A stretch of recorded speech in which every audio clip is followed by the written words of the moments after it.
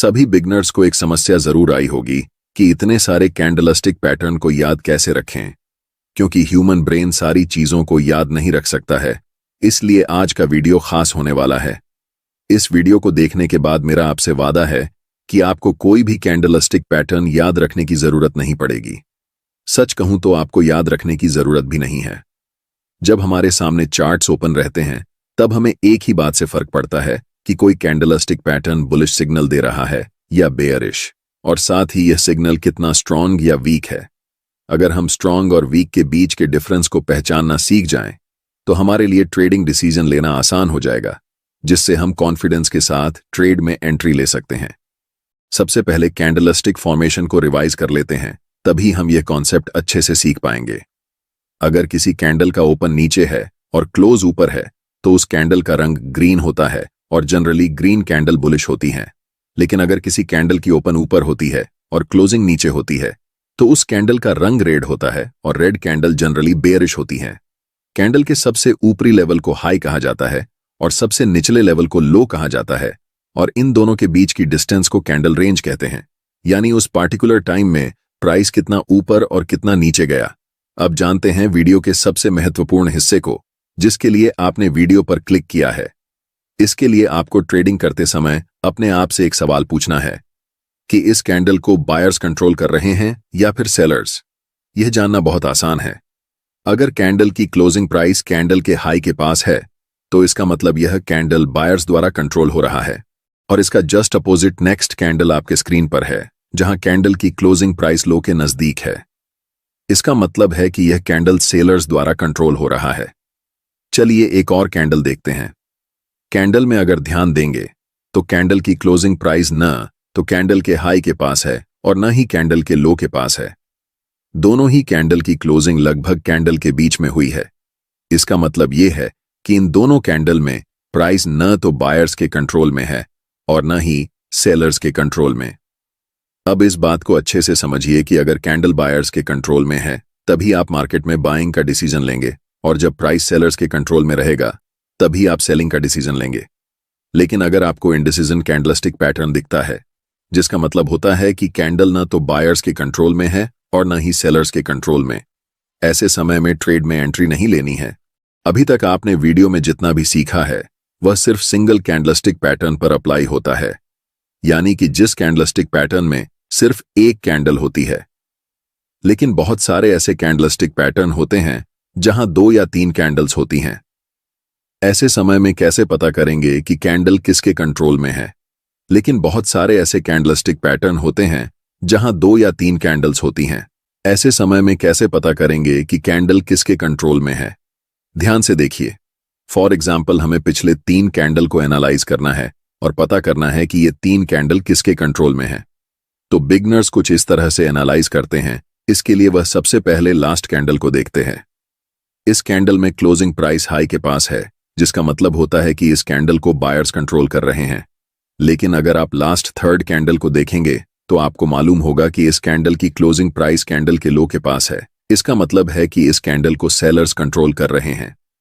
अगर आप ऐसे सोचेंगे तो मार्केट आपको कंफ्यूज कर देगा, इसलिए हम इन तीनों कैंडल्स को सेपरेटली एनालाइज करेंगे।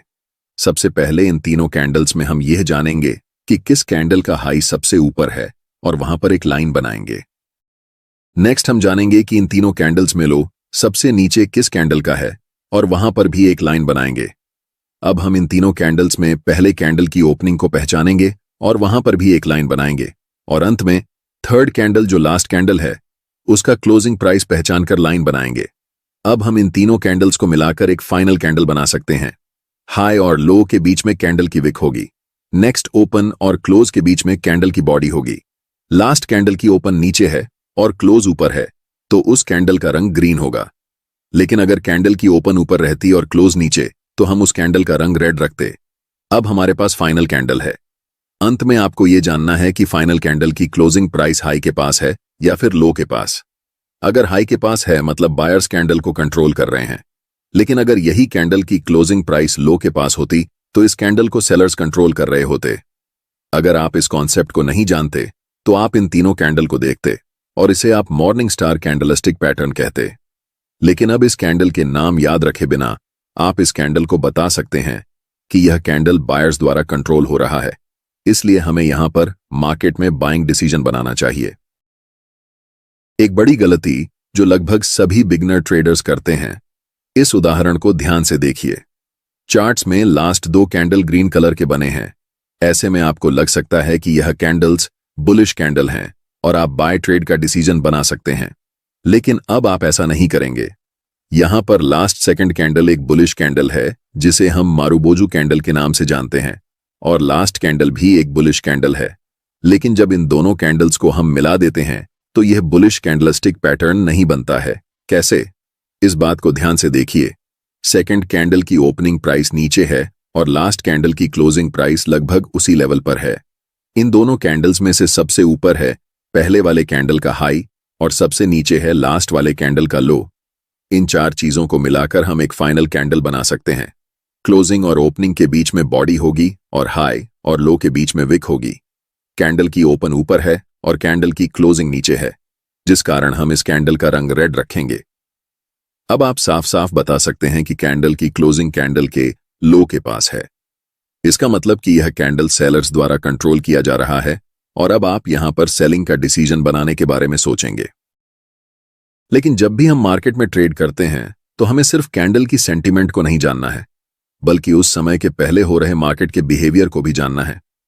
उदाहरण के लिए यहां पर प्राइस बड़ी बड़ी रेड कैंडल्स बनाते हुए नीचे की ओर आ रही है और लास्ट कैंडल एक स्मॉल बुलिश कैंडल बनता है।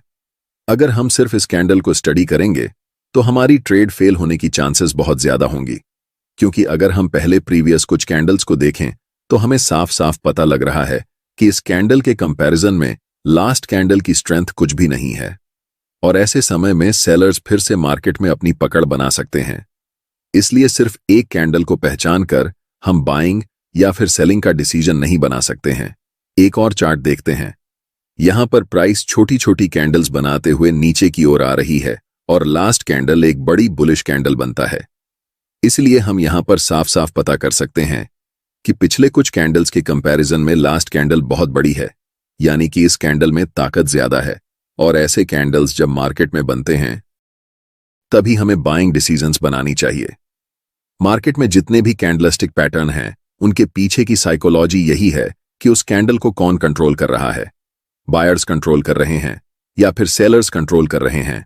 आशा करता हूं कि अब आपको कोई भी कैंडलस्टिक पैटर्न याद रखने की जरूरत नहीं पड़ेगी।